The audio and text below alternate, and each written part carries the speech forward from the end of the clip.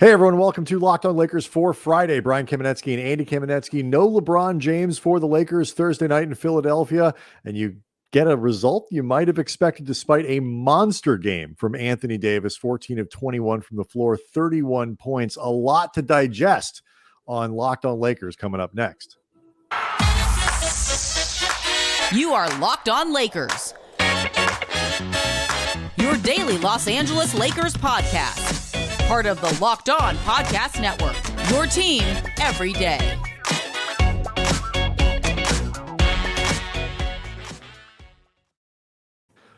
I want to thank everybody for making Locked On Lakers your first listen of every day, Monday through Friday. Get this thing up for you bright and early. Sometimes, Andy, Saturdays and Sundays. Even on the Lord's Day, we might get you one of the mini casts.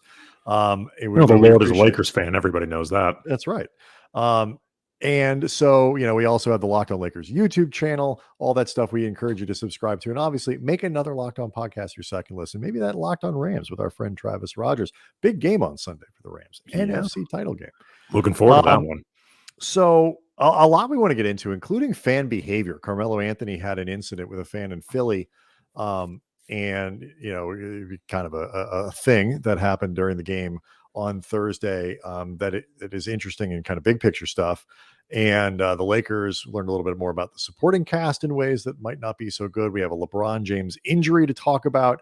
All of that coming out of Thursday's game, 105-87. The Lakers lose to the Sixers in Philly.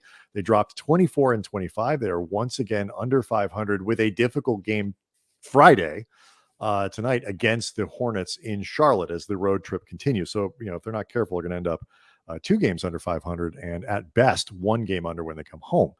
So, I think, Andy, for starters, there's 2 big things out of this. There's AD, monster performance, and there's LeBron James, no performance because he missed it. Where would you like to start?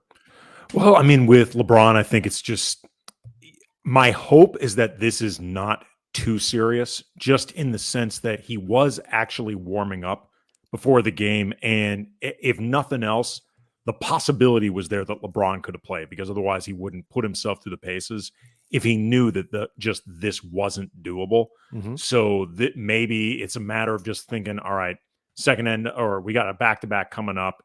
I take this one off, give myself 24 hours, maybe better for the second one, because the likelihood of playing in both could be low anyway. So let me try to play the odds to get myself better for the second one. I don't know. I mean, with this season, you can never feel too comfortable with anything.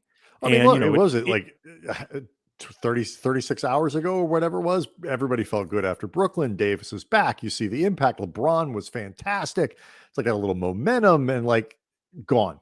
Gone. It feels emblematic that LeBron would have a sore knee because he's been carrying around 3,000 combined pounds on his back during this period where AD hasn't been there. At some point, it's going to start wearing on the knees. Right. Well, a back injury would be cliche. So you got to move something from carrying.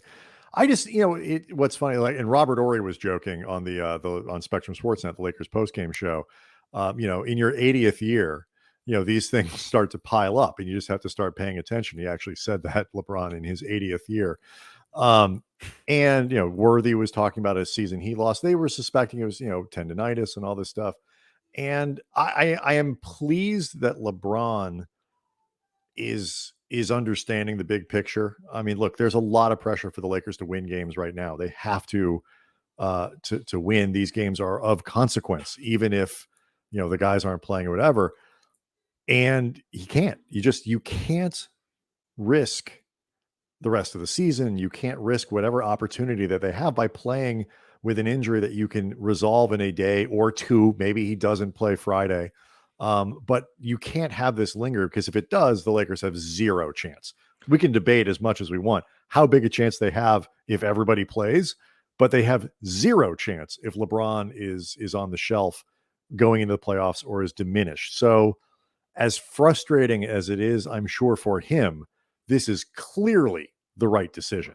On the plus side, though, Brian, if the Lakers regularly can get games like this from Anthony Davis and everybody else not named Russell or Westbrook could, just show up, They can win some games. Yeah, let's talk about AD because because I do have some thoughts on the supporting cast. I was just going to say bad tonight, but let's start with the optimistic stuff before I have to get all negative and just talk about what AD did on Thursday because he was tremendous. Yeah, 31 points, 14 of 21 from the field, 12 rebounds, 4 blocks. It was a game where he was extremely active on both ends of the floor. Like really, we've talked a lot about wanting to see Anthony Davis perform like a truly, not just foundational player, but like a transformational player. And this was the type of game that he played. Like if everybody else, again, not named Russell or Westbrook, who, Russ was not perfect in this game, but he certainly chipped in. If everybody else had just had a modest amount of production as opposed to nothing, Lakers could have won this game, based on what AD was doing. And another thing in terms of it being a really good sign is in terms of AD's headspace right now moving forward is he did not beat around the bush with the idea of, I was excited to have this game against Joel Embiid. Mm-hmm. And, talking about how, and this almost felt like subtweeting himself, Joel Embiid has been putting his own team on his back and has really been carrying this team. And he described it rightly as a battle on both ends. Both of them got the best of each other at certain points. At worst, it was a draw. But either way, you're talking about Anthony Davis going up against not just, arguably the best center in the league, but one of the most elite defensive players in the game.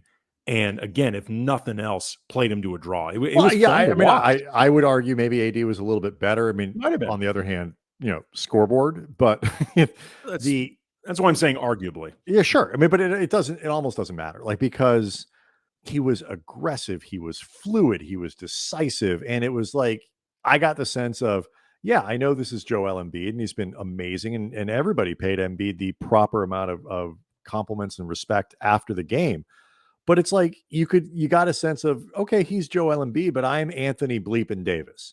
And that's the kind of attitude that I think Lakers fans and Lakers players have, and the organization has kind of wanted to see from him. It's not that he doesn't hold himself to a high standard. It's not that he doesn't try to play, but almost that he's too deferential sometimes to making the right play and being some of the same criticisms we used to make about Powell. Just a little bit too regimented in being correct and not forcing. And I thought Thursday, what you got was the best of both of it. He wasn't forcing, but was also really aggressive and really deciding. You saw the full range of the things that he could do aside from 3-point shooting, where he had, I believe, an air ball, but in his only attempt, but his only attempt. But there was, I thought, a really smart play. Had an open three. Not feeling comfortable there, couple dribbles in to the mid-range shot, which he was feeling comfortable with. So just, I want to talk a little bit more about AD after the break, because this is really important for the Lakers. So a couple more things on AD, and then Andy, we go negative about the supporting cast because man, did they suck on Thursday. We'll talk about all that next. Locked On Lakers brought to you by BetOnline. BetOnline wants to wish you a happy new betting year as we continue the march to the playoffs and beyond. BetOnline remains the #1 spot for all the best sports wagering action for 2022. It's a new year and a new updated desktop and mobile website. To sign up today and receive your 50% welcome bonus on your first deposit, just use the promo code Locked On to get started. From football, basketball, hockey, boxing, and UFC, right down to your favorite Vegas casino games. Don't wait to take advantage of all the amazing offers available for 2022. BetOnline, the fastest, easiest way to wager on all your favorite sports. BetOnline, where the games start.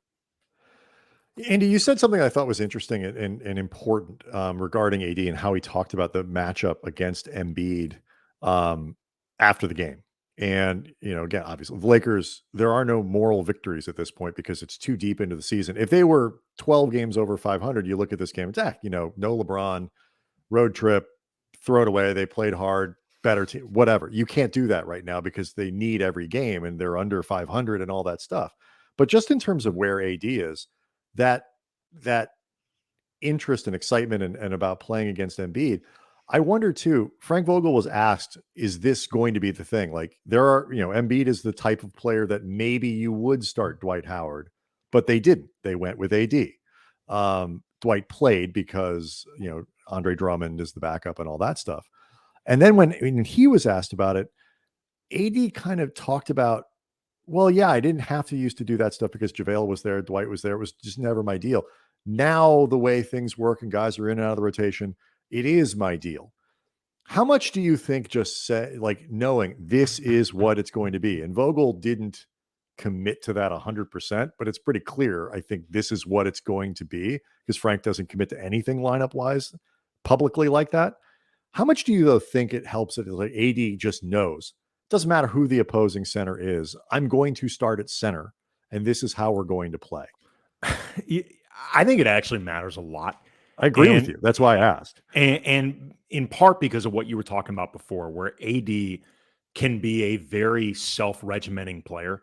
Like he is somebody that I think at times can put himself in a box through being deferential or just knowing what the schemes are supposed to be. Mm-hmm. And, not just breaking out of that box every now and then again. And it's been obvious for a long time. He has considered himself a 4 and considered a 5 something completely different. And like you said before, not his deal. But similar to the way he was playing against Joel Embiid, which was a lot of freedom. And, he even phrased it as getting back to my old self. When you were talking about that, Brian, it reminded me of that line in the movie Risky Business with Tom Cruise, where his buddy, played by Curtis Armstrong, says to him, sometimes you just got to say, what the bleep, make your move.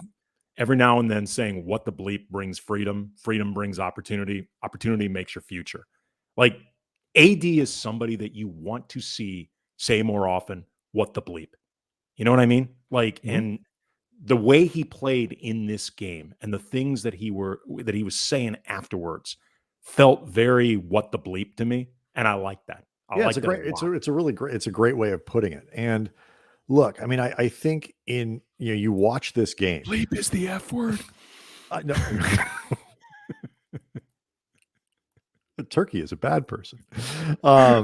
So, I mean, you watch this game and you see like we going back to the preseason, it's like, okay, like the Lakers are going to rise. They went pot committed to we're going to have 3 superstars and the sheer talent of those guys is going to win it. But, it's not enough for LeBron to be LeBron, Westbrook to be Westbrook, and Davis to be really good. Davis has to be elite. Davis has to be an MVP candidate like LeBron. And then you expect Westbrook to, be that sort of all-star caliber guy kind of filling it out. Like you don't put that kind of, you don't put first team all NBA on Russ, but you can put that on AD. And I don't know if this AD plus a healthy LeBron plus Westbrook is enough to get them through the Western Conference, to get them into the finals and maybe win. At this point in the season, just given how long the evidence says no, it is not. But if there is whatever chance that is, 10%, 15%, 20%, it is predicated on AD being this guy.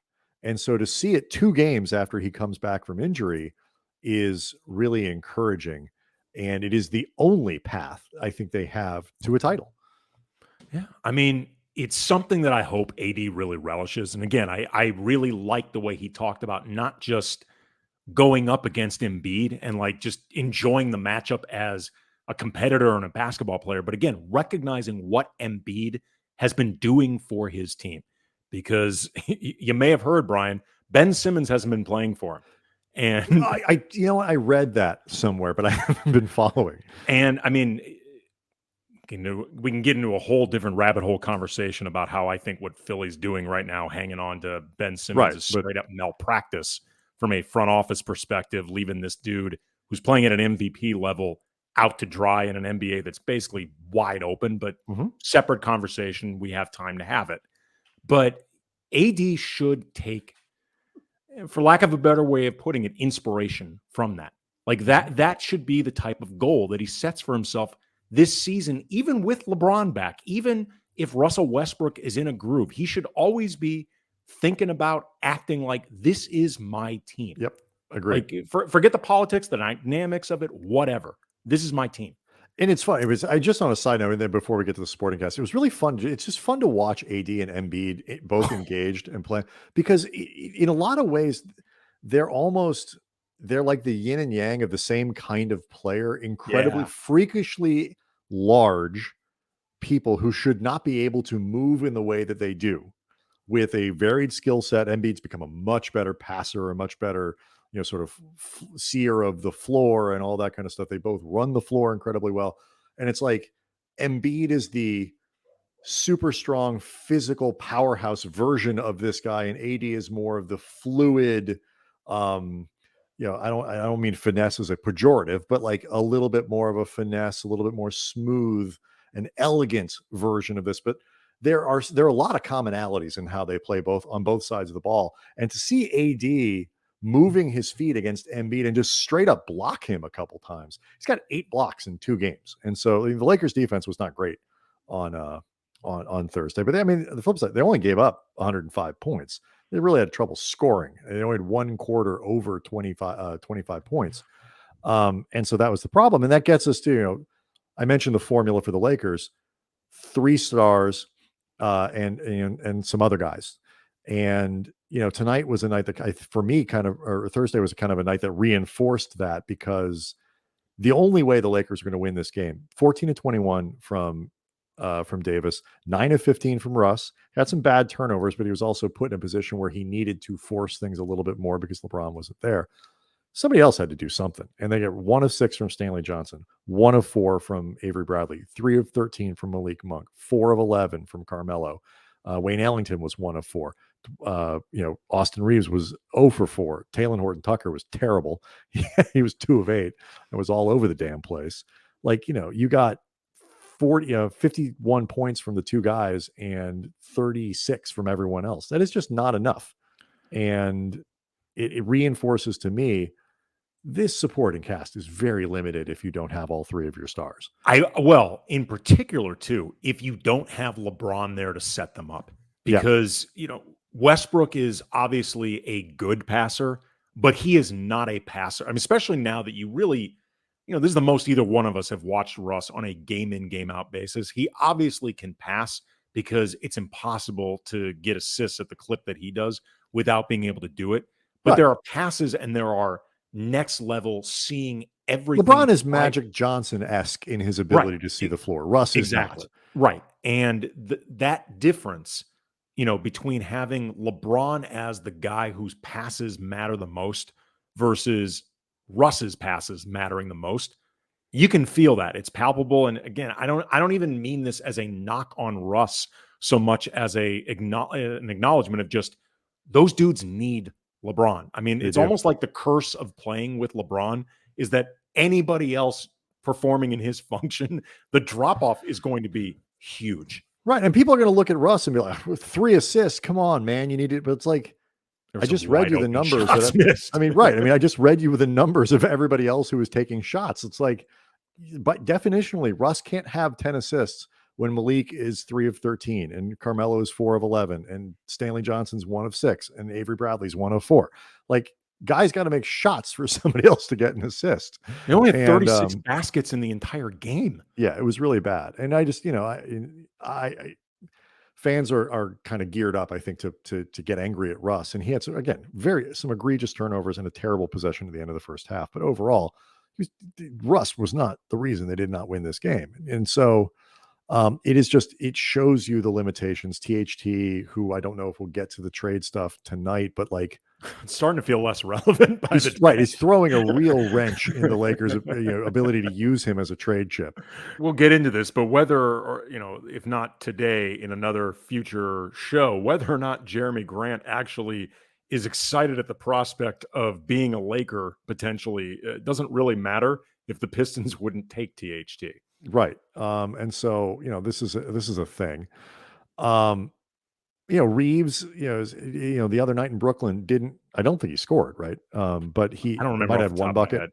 But was really good in every other way. This was one of those nights where he didn't score and didn't have an impact, which I think, you pointed out happens a lot when the best guys aren't there. He's like a really great glue guy when you have all your other really good players. That's exactly what I was going to say. It is difficult for Austin Reeves to elevate, I think, a team. He's not really a player who can elevate things when they're not going well. He's somebody who can make it better when they are.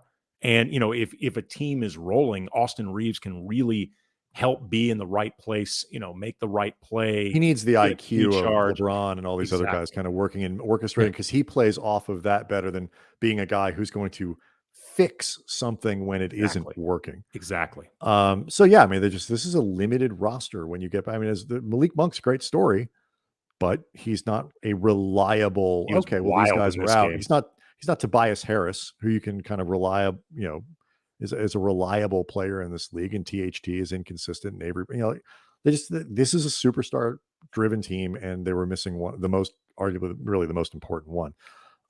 There was an incident with a fan, Andy, and Carmelo Anthony in the second half of the game that got a fan thrown out, and Melo talked a little bit about it after the game. Not just a fan, fans.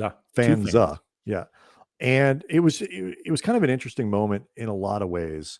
And I know it's something that you wanted to talk about, so let's do that next.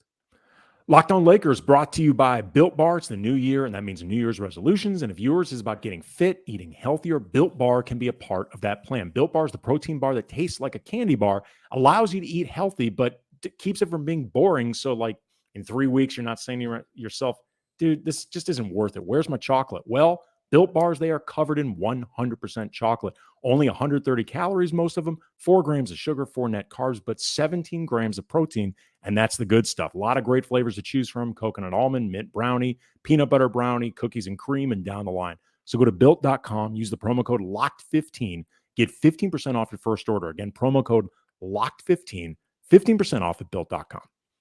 Yeah, so look, I mean, this is one of those games that matters. It's important that, the Lakers can't blow it. It's hard to analyze it. We all, at this point, we know what they are without LeBron. It's just like, it's another one of these games. It's like one less game for the big three to play together before the trade deadline. It's one less game for the big three to play together before, the end of the season. And it's incredibly frustrating, I'm sure, for them. One guy though who saw something a little different in terms of what's been a weird season was Carmelo Anthony, who was heckled, I guess, by a group of people or whatever it was. It seemed like it was 2 fans, just because from the television set, and obviously you can't tell everything that's happening, it looked like 2 fans were escorted out. Mm-hmm. So 2 fans at least. I don't know about more, but I'm guessing it was 2. So we saw this in Indiana where LeBron had pointed to a fan. It was in Indiana, correct, I believe, where LeBron had pointed to a fan and had that fan tossed from the game. Doesn't matter which city, but this is something that you see more frequently now, where players hear heckling, they hear things that cross a line and stop and get people removed. And you see, stadium security, other teams, even sometimes other fans, pointing to other fans who cross a line and getting them tossed from games. It's an interesting development that I'm happy to see. I mean, I don't think there's a certain line that players should not have to put up with just because they're professional athletes and you paid to watch a game. Yeah, I mean, according to Chris Haynes, a great reporter at Yahoo, and also one of the most plugged in NBA guys there is. I think pretty plugged into Melo. Yeah, he tweeted out, quote, "Sixers fan that was ejected for taunting Los Angeles Lakers star Carmelo Anthony kept calling him a boy and yelling, 'Get in the corner, boy, keep shooting, boy,' league sources tell Yahoo Sports." Obviously, that is very loaded, specific. That's just racial. That's super racist. Yeah, I mean, that is it just is. Right. And there's no way to interpret that other than with the racial tones to it. And particularly if you keep going back to it. Right. Exactly. One time, I'm sorry, man, it's not how I meant it. I'm just trying to, when you keep going at it, you know what you're saying. Exactly. And it's like when your phone auto corrects like a text or like a tweet to the N-word, and you're like, oh man, it was auto corrected. Well, you've typed that before. because your phone's not just going to autocorrect. It's a bad autocorrect. So you Right. can't hide behind, oh, I didn't mean it that way. Right. You yell boy at a player like that multiple times. Come on. Yeah. And Melo said after the game that, he's cool with heckling. He's cool with trash talking. He's cool with opposing fans cheering for their team. And Melo is not, I mean, neither one of us know him well, but he's never struck me as somebody who is overtly easily offended. Like that does not seem to be Carmelo Anthony in that sense, like somebody who is going to be looking for slights from everybody specifically to get offended by them, because obviously there are people like that who exist. That doesn't seem to be Melo. Right. And, he had basically said, like, I'm cool with that sort of stuff. I'm cool with you coming at me, but there's a line and everybody knows what the line is. And if you cross that line, essentially, I'm not going to take that bleep from you. And it's interesting too. No, you shouldn't have to. But what I also think is interesting is I believe this season alone, we've had incidents just on the Lakers with Melo, with Russ, with LeBron. Oh, I forgot about the Russ thing. You're right. And maybe there was a Rondo. I don't remember, but I know those three for sure. And one thing that those 3 or 4 guys have in common is they're not the types to be shrinking violets and put up with stuff that's out of pocket. Mm-hmm. And, nobody should have to, but those are 4 guys that won't. Well, they have agency, I think, at this point in their careers to feel like they just, that's not something I got to hear.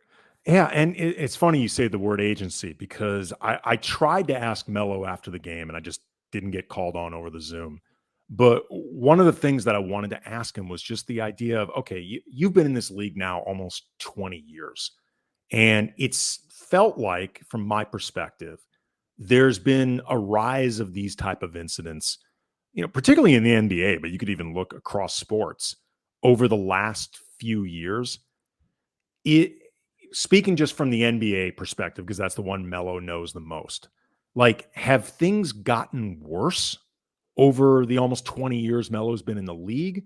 Or do players just feel more empowered, like they have more agency, like they have more backing from the league to just say, F off, man, I'm not taking this. Right. Like, I know you've heard this before too, Brian, but like, when I've heard players talk about this, different ones, different teams, even different sports, I've often heard them say something to the effect of, we're not circus animals. Like we aren't, and it's, I think, very pointed that that's the phrase that they use, like circus animals. Like, we are just out here less than human to entertain you as a fan in any way you see fit. Mm-hmm. Like ultimately our emotions don't really matter.